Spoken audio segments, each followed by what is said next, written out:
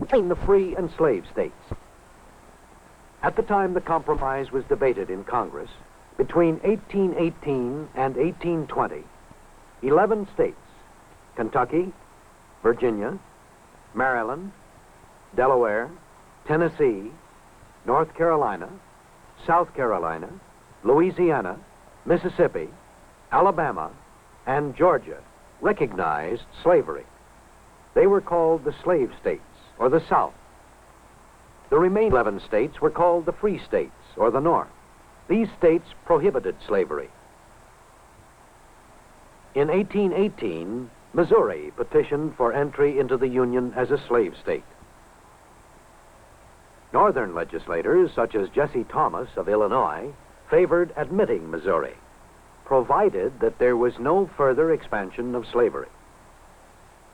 Southern spokesmen, such as Henry Clay of Kentucky, argued that the matter of slavery was the concern only of each state government. Thus, two political philosophies, federal authority versus states' rights, were opposed on the Missouri question. In 1819, Maine applied for entry into the Union. Because of its northern position, Maine would undoubtedly become a free state. Maine's application resulted in this first major sectional compromise, the Missouri Compromise of 1820. Two bills were passed in Congress. These bills of the Missouri Compromise admitted Maine as a free state, Missouri as a slave state. Closed to slavery was that portion of the Louisiana Purchase north of the parallel 3630, with the exception of Missouri.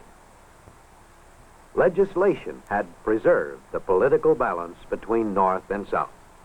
This precarious balance was maintained when Arkansas, Texas, and Florida joined the Union as slave states, offset by Iowa, Wisconsin, and Michigan. But in 1846, the United States went to war with Mexico.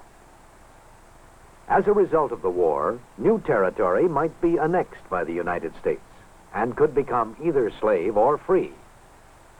This area became the cause of the second sectional issue. A proposal to prohibit slavery in any new territory gained by the United States was made by David Wilmot of Pennsylvania.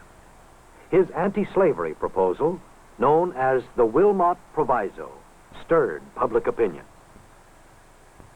Southerners argued that the Wilmot Proviso would upset the political balance in Congress.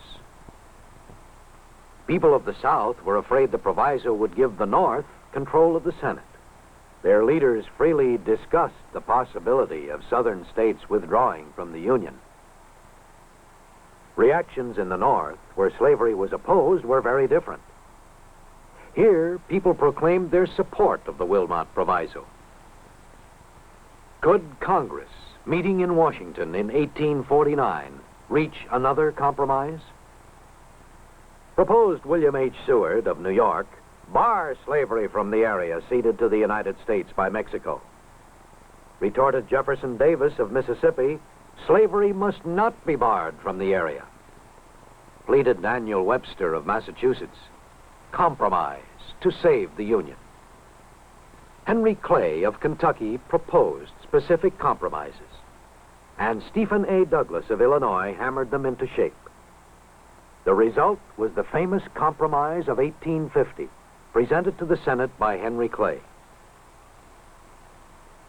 This Compromise of 1850 attempted to resolve the third crucial issue. Basically, it provided that California be admitted as a free state and that the Utah and New Mexico territories be organized with no provisions for the introduction or exclusion of slavery. A stricter fugitive slave law was another provision of the compromise. Great torchlight parades celebrated the Compromise of 1850. Once again, legislation had saved the Union. But the differences between North and South went deeper than the issue of slavery. The southern states had developed an almost purely agricultural economy and way of life. The climate and soil of the South were excellent for crops such as tobacco and cotton, crops which require extensive hand labor. More cotton was planted as world demand increased. The South became known as the land of King Cotton. Southern planters became convinced that the only way to preserve their economy was by maintaining slavery. Slavery ensured that cotton would be grown and processed most economically. Most Southern leaders had searched their consciences and found no objection to slavery. Slaves were valuable property, and practically all plantation owners felt a responsibility for keeping them housed, fed, and clothed. It was slave labor, after all, that accounted for the thousands of bales of cotton shipped overseas from southern port cities. Cotton was a major money crop exported from the United States. The cotton-growing South would be hurt by higher tariffs or duties on imported goods. Higher tariffs had been suggested by some northern congressmen who represented states which had a far different economic development than the South. In the North, small family farms were located near towns and large cities. Soil and climate favored mixed farming, fruits, vegetables, grains, and dairy products. These were consumed locally and were more perishable than cotton.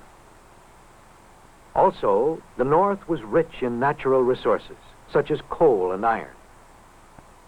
And cities grew and developed as centers of industry. Many of those who worked in northern factories were immigrants, newly arrived from Central Europe and Great Britain. Immigration to help expand industry was encouraged by the booming North. The North had built its economy on free labor. Free men and women were paid for their labor and had money to buy goods. Growing buying power led to increased production. Thus, many Northern industrialists and legislators supported high tariffs, discouraged cheaper foreign goods from entering American ports. Such goods competed with Northern manufactured goods. The major economic issues between the South and North were clear. Differences between low tariffs and high tariffs, and differences concerning slave labor as opposed to free labor. Slavery once again became an issue when Senator Stephen A. Douglas introduced the Kansas-Nebraska Act in 1854. Because, in effect, it repealed the Missouri Compromise, the Kansas-Nebraska Act helped to create a fourth sectional issue.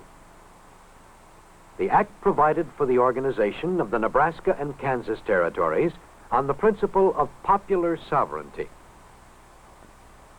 Popular sovereignty meant that citizens living in these territories would vote their territories free or slave. This nullified the Missouri Compromise. This legislation produced two important effects.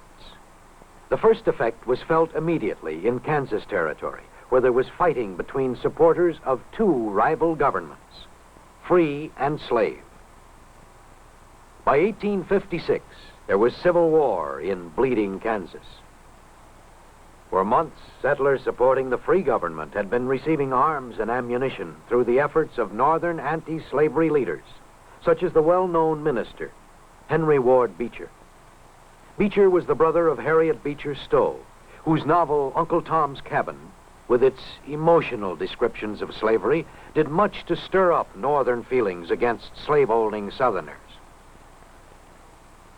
In 1856, pro-slavery settlers raided the town of Lawrence, Kansas.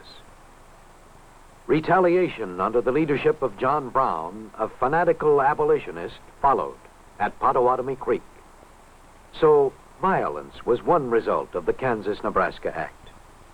Another result was the birth of the Republican Party, a sectional Northern party organized in protest against the Kansas-Nebraska Act.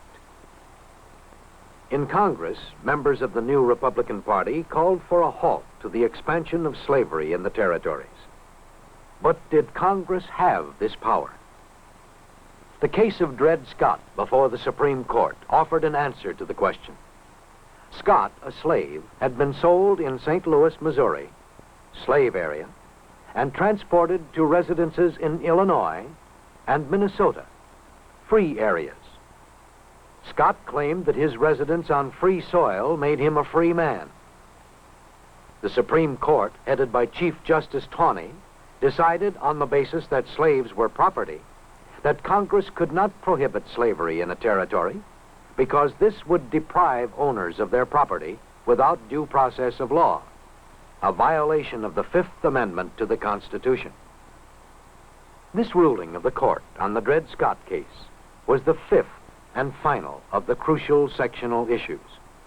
This Supreme Court decision reopened the Northern Territories to slavery and threatened the very platform on which the new Republican Party had been founded.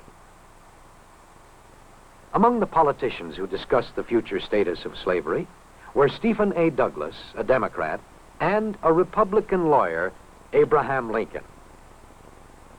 The famous Lincoln-Douglas debates took place when both ran for the Senate in 1858.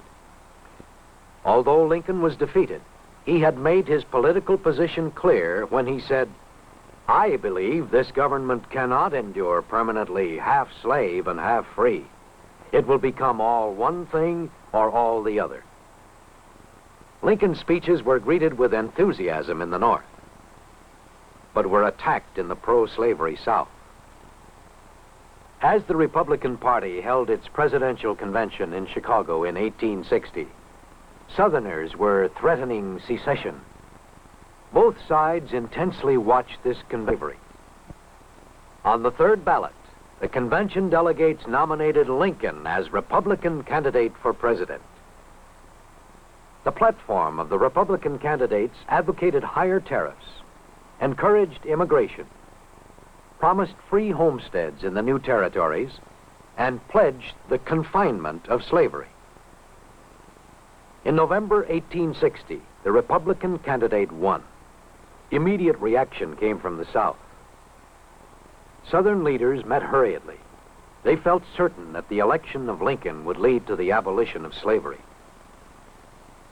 Southern legislators were now ready to make a fateful decision: to secede from the Union. For 40 years, men of honor and good intent on both sides had attempted to compromise on 5 crucial sectional issues between the North and South. But by mid-1861, 11 states had seceded. The people of these states allied themselves under a new, separate government, the Confederate States of America. The sectional issues would soon result in war, tragic war, that would claim the lives of hundreds of thousands of Americans. The Civil War had begun.